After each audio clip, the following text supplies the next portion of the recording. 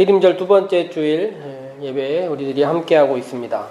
지난 주일에는 예수님의 사역의 시작 부분을 이야기했습니다. 세례 요한과의 만남, 그리고 세례를 받으심, 그리고 시험 받으신 예수님과 세례 요한의 수감, 그리고 갈릴리로 돌아가신 예수님, 그리고 다시 일상을 바라보신 예수님에 대해서 이야기하였습니다. 예수님은 자기 삶을 돌이키라는 요한의 메시지를 들었고, 그리고 죽음이라는 결단, 물에 빠지고 자기의 삶의 일생의 가장 위대한 결단이라고 말할 수 있는 물에 빠져서 죽는 결단을 하고, 그 순간에 들려오는 하늘의 음성을 듣습니다. 사랑하는 자, 기뻐하는 자라는 음성을 듣습니다. 그리고 이 많은 이야기들을 예수님께서 함께 읽어내시는 것입니다. 그래서 삶의 결단과 위기의 순간들, 희생과 죽음을 향할 때마다 반복해서 들려오는 사랑하는 자, 기뻐하는 사람이라는 음성을 듣기 시작하십니다. 그리하여 예수님은 결단하고 시험을 이기시고 고향으로 돌아가서 삶의 자리 안에서 다시 삶을, 환경을, 자기의 장소를, 시간들을, 시간과 공간을 재정의하면서 바라봅니다. 그리고 예수님께서 하신 이야기가 천국이 가까이 왔다 선포하십니다. 이전에 세례 요한이 했을 때 그 이야기를 누구나 따라서 할 수 있을 것입니다. 그러나 예수님과 같이 결단하고 자기의 삶을 다시 돌아보고 하늘에서의 메시지를 듣고 시험과 이 반복된 재정의를 통해서 천국이 가까웠다 이야기하는 것은 전적으로 새롭다 말할 수 있습니다. 그리고 예수님은 지난주의 설교의 마지막에 이야기한 것처럼 제자들을 부르셨습니다. 오늘은 제자들을 부르신 그 예수님의 이야기에 대해서 함께 이야기해 보려고 합니다. 복음서를 읽다 보면 예수님의 유년 시절 이야기, 태어남의 이야기, 처음 이야기가 지나고 나서 예수님의 이야기가 나오면 예수님은 단기간에 굉장히 유명해지십니다. 시작부터 하셨던 일들이 치유, 귀신을 내어쫓는 일들, 회당에서 마을에서 여러 곳에서 아픈 사람들을 치유하고 병을 고치고 귀신을 내어쫓고 말씀을 선포합니다. 예수님이 계신 곳 어디라도 사람들이 모여들기 시작합니다. 마을이든 집이든 바닷가든 어디든 예수님을 함께하는 사람들이 있습니다. 처음에는 이렇게 놀라운 붐, 어떻게 보면 떴다 이런 이야기가 들릴 때 우리들은 지금도 그런데 사람들은 그런 사람들을 신화하기 시작합니다. 과장하죠. 어마어마하다. 소문에 대해서 막 이야기하고 널리 퍼집니다. 그런데 예수님과 점점 많이 만나보고 메시지를 듣는 순간 상황이 조금씩 바뀌는 것입니다. 그리고 예수님의 이야기가 점점 전해지고 알려지는 상황들은 예수님에게 그다지 딱히 좋은 상황, 우리들의 일반적인 생각으로 딱히 좋아지지 않습니다. 알려짐을 통해서 예수님이 하시는 이야기는 대표적으로 두 가지죠. 회개하라, 천국이 가까이 왔다입니다. 그리고 규정과 맞지 않는 본질과 말씀이란 무엇인가에 대해서 본질에 대해서 이야기하면 할수록 기존 세력들, 기성 세력들과의 관계가 나빠집니다. 이쯤 되면 복음서가 시작한 지 얼마 되지 않아서 예수님도 세례 요한의 전철을 밟을 수밖에 없구나가 느껴진다는 것입니다. 예수님은 그런데 이런 상황에서 자기들과 함께할 사람들, 예수님과 함께할 사람들을 부릅니다. 시험에 대해서 이야기했을 때 예수님께 오신 시험이 그것이었지 않습니까? 예수님이 한 방에 모든 걸 해결해버려라. 나한테 절하고 모두 다 네가 가져라. 이건데 예수님은 영혼을 팔지 않았습니다. 괴테도, 샤미소, 이런 사람들도 문학작품을 통해서 영혼을 팔아버린 사람들, 그림자를 팔아버린 사람들에 대한 이야기를 해요. 이런 이야기들의 끝이 무엇이냐면 결국 넘겨받은 것들이 자신을 유익하게 하지 못하는 것입니다. 삶을 무너지게 만들고 좌절하게 만드는 것입니다. 역사도 그렇고 문학도 그렇고 하다못해 우리가 보는 대부분의 드라마나 어떤 이야기들도 영혼을 팔아버린 사람들의 결과가 좋지 않음을 다 보여줍니다. 그런데 어떻습니까? 사람들이 그 시험에 넘어가는 것입니다. 예수님이 하실 이야기는 그렇게 하는 것이 아니라 회개와 천국이 가까웠음을 전할 사람들을 한 사람 한 사람 부르는 과정들을 거치는 것입니다. 그런데 복음서가 시작하자마자 예수님께서 나를 따르라 이야기를 하고 제자들이 따르지 않습니까? 그렇게 생각하면 우리들은 예수님이 정말 누구라도 부르면 누가 예수님을 다 따랐겠구나 생각할 수 있습니다. 그런데 제자들과 우리들이 다르지 않다는 것을 우리들은 성경을 통해서 알지 않습니까? 그러면 예수님께서 말씀을 전하고 나를 따르라 했을 때 정말로 많은 사람들이 그 말씀에 즉각적으로 반응을 했을까요? 오히려 왜 저입니까? 저는 어렵습니다라고 말하는 것이 더 익숙한 반응이 아니겠습니까? 예를 들어 제가 무리에서 제자로라고 자주 이야기를 드릴 때 무리란 예수님의 말씀 가운데서 자기가 원하는 말씀을 듣는 사람들이고 제자는 한 걸음 더 들어가서 동행하며 모든 말씀을 따르겠다 생각하는 사람들입니다. 그런데 우리들은 주도적으로 무엇인가를 믿고 자기의 신념을 바꾸고 삶을 바꾸는 일이 쉽지 않다는 것 알고 있습니다. 그래서 제가 늘 이야기 드리는 것이 예수님을 믿는 것보다 예수님 믿고 자기 자신을 바꾸는 일이 더 힘들다는 것입니다. 무리는 예수님 말씀이 좋아서 그 말씀 듣겠다는 사람들이고 제자는 그 말씀에 의해서 자기 자신을 바꾸겠다는 사람들입니다. 그런데 제자가 되는 일이 쉽지가 않습니다. 복음서에서 예수님께서 자주 하신 이야기가 나를 따르려면 형제, 자매, 부모 다 버려야 된다 이야기를 해요. 예수님께서 어떤 사람이 이런 얘기를 했어요. 찾아와서 예수님, 저희 아버지가 돌아가셨는데 장례를 치르고 좀 돌아오겠습니다. 그랬더니 예수님이 뭐라고 얘기를 하셨어요? 갔다 와라 이야기 하십니까? 아니라고 얘기를 하셨어요. 죽은 사람들로 죽은 사람 장례 치르게 하고 너는 나를 따르라 얘기를 해요. 쟁기를 잡고 뒤를 돌아보는 사람 천국에 맞지 않다 이야기를 합니다. 왜 이렇게 이야기하셨을까요? 사람들의 핑계가 정말 다양했던 것 같아요. 엄청 다양한 핑계를 댔던 것 같습니다. 그러니 봐줄 수 있는 핑계가 수도 없는 거예요. 예수님께서 보시니까 처음에 아버지 돌아가셨다고 갔던 사람이 돌아왔습니까? 안 돌아왔습니까? 안 돌아왔다는 거예요. 이런 일들을 하도 많이 겪고 제자들 나를 따르라 해서 따를 것처럼 보였지만 따르지 않은 그 많은 사람들을 만나고 나니 그 많은 핑계들을 듣고 나니 예수님께서 이야기하시는 것입니다. 안 된다. 지금 해야 될 더 중요한 일들이 있는데 그거 말고 많은 핑계들 이런 일들을 예수님께서 허락하지 않으신 것입니다.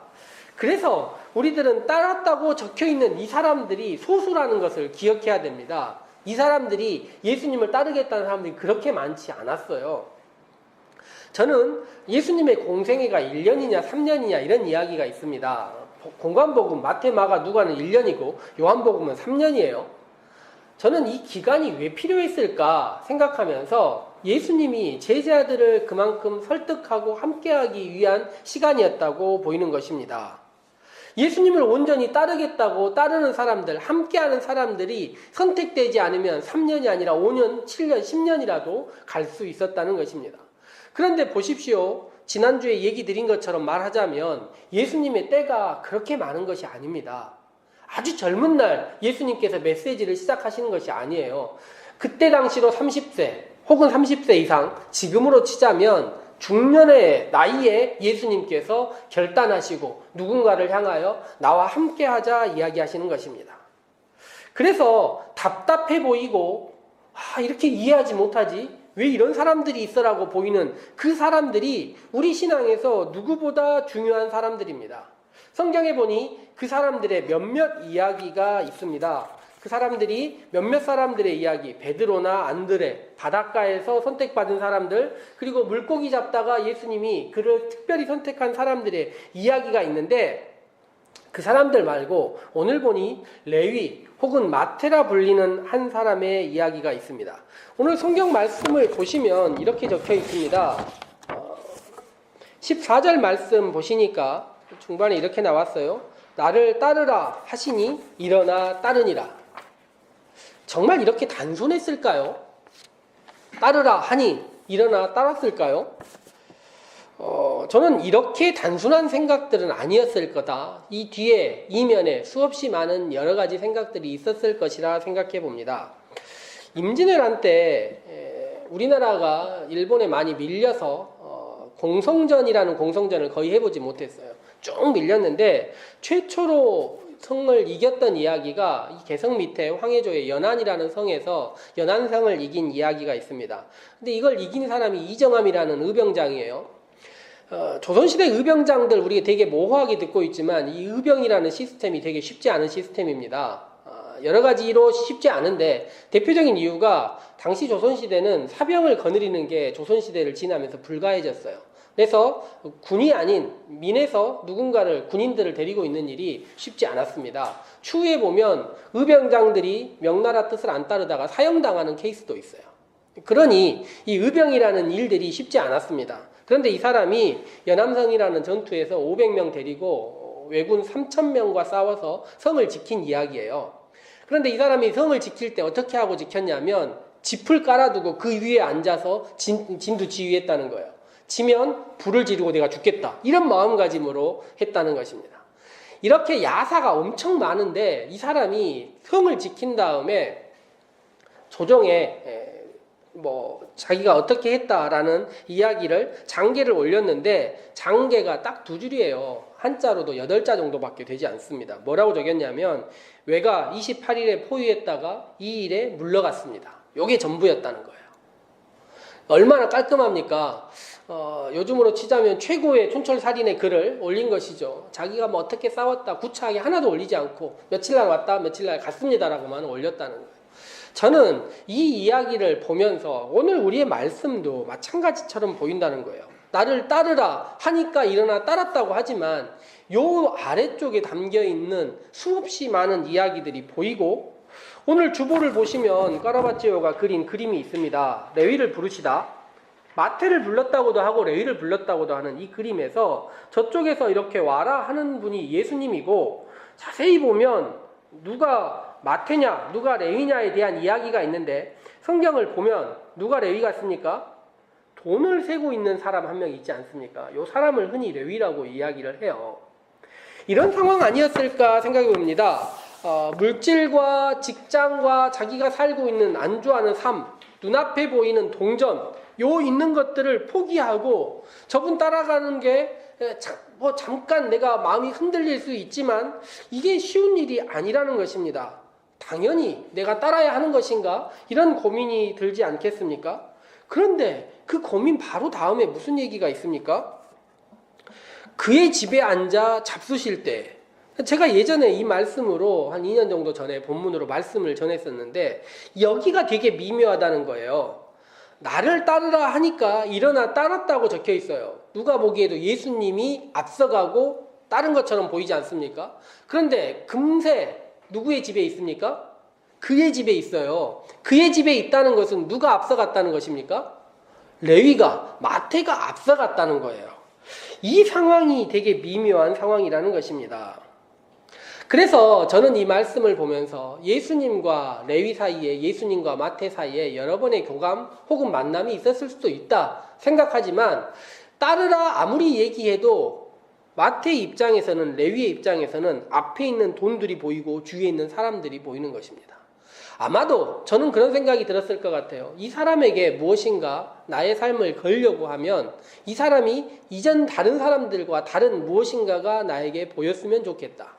자기도 직장을 거는 일이 쉽지 않은 일입니다. 자기의 미래를 내려놓는 일이 쉽지 않은 일이에요. 그런데 이 사람이 예수님에게 무엇을 부탁한 것 같습니까? 나와 함께 식사하자. 나와 함께가 아니라 나와 함께한 세리들과 나와 함께한 죄인들과 함께 식사할 수 있느냐입니다. 당시 유대인들에게 불가능한 일들이 몇 가지 있었지 않겠습니까? 그런데 유대인들이 왜 죄인들과 세리들과 식사하지 않았냐면 이것은 나라를 망하게 하는 일이라고 흡사 생각을 했어요. 자기들이 나라가 망한 이유가 하나님의 계명을 안 지켜서인데, 계명을 안 지키는 것 중에 일상에서 대표적으로 할 수 있는 게 식사라고 생각을 했습니다. 그래서 식사가 제사였고 제사를 올바로 지키지 않으면 나라가 망한다고 생각했습니다.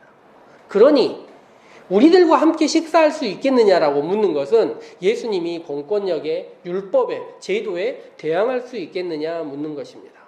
즉 예수님을 레위가, 마태가 따르는 것은 자기의 직장을 거는 일이지만, 예수님께서 세리와 죄인과 함께 식사하는 것은 나라 전체의 사회 제도와 구조와 전통을 건드리는 일입니다.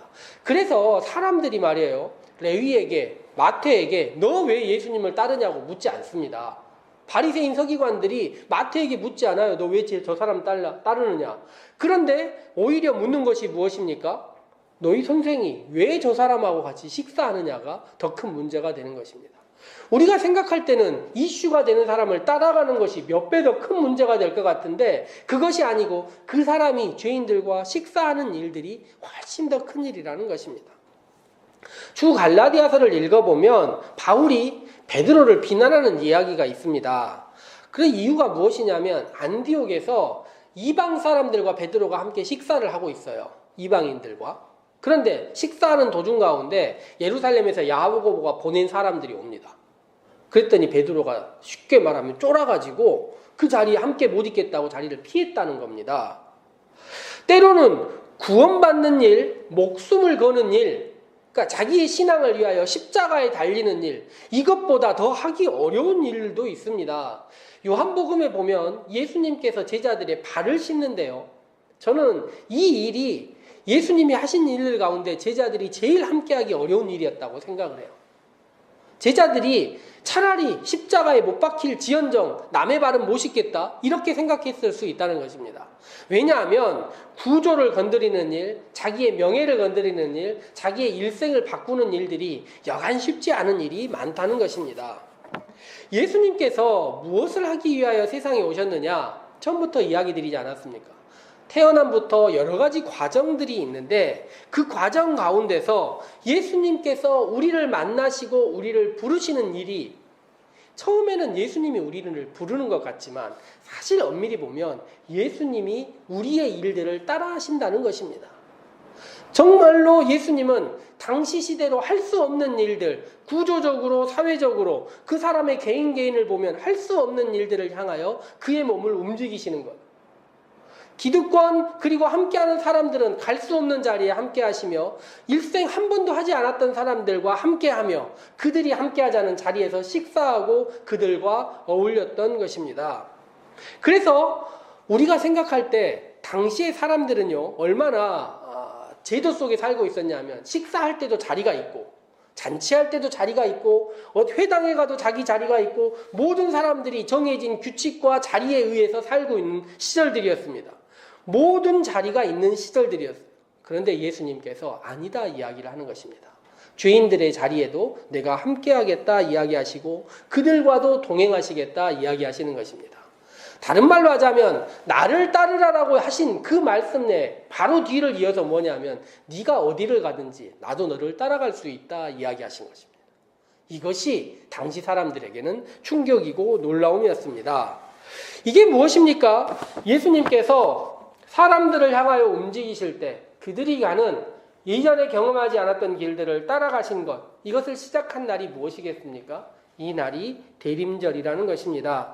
이 모든 것의 전환을 위하여 아기 예수님이 우리에게 오신 날, 우리를 만나기 위해 오신 날, 그리고 우리의 삶의 초라한 지경들, 우리의 삶의 형편들까지도 함께 하시면서 이해하시고 우리를 생각하시는 날, 그 날이 대림절이라는 것입니다. 오늘 공동기도문은 칼 라너라는 사람이 쓴 기도문인데 이 사람의 사실 기도문의 앞쪽 버전이 사실 우리가 기록한 것보다 조금 더 깁니다. 잠깐 읽어보자면 이런 것입니다. 주님이 다시 오실 것이라고 말합니다. 그 말은 진실입니다. 하지만 다시라는 말에 문제가 있습니다. 또 한 번이라는 말로 오해할 사람들이 있기 때문입니다. 주님은 떠나신 적이 없습니다. 주님은 우리의 실존을 떠나신 적이 없습니다. 그렇지만 주님은 계속해서 우리에게 오셔야 합니다. 다시 오셔서 이미 일어난 일들을 더욱 분명하게 하셔야 합니다. 즉 예수님께서는 제자들을 따르셨던 것처럼 지금 다시 우리에게 오셔서 우리의 삶의 길도 따르실 것이라는 것입니다.